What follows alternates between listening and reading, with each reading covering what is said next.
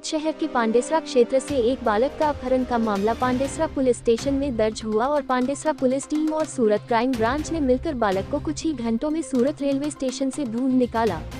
ताज़ा खबर देखने के लिए देखते रहे स्टार न्यूज नेटवर्क। जय हिंद।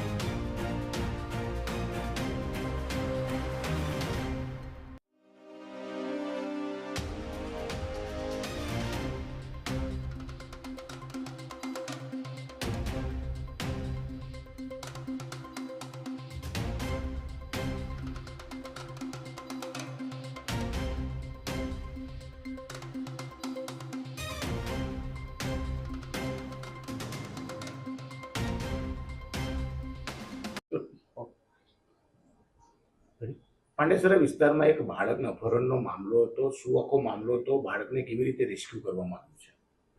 પાંડેસરા પોલીસ સ્ટેશનમાં કાલ સાંજે એક ફરિયાદ એવી આવી કે એક મહિલાએ ફેક્ટરીમાં કામ કરીને 7:30 વાગે જ્યારે ઘરે પરત આવી તો તેમના 3 બાલક બાલકીઓ છે, તો એ આમાંથી એક 6 વર્ષના બાળકો ઘરે રમતા હતા તો ત્યારે મળતા નથી હતા।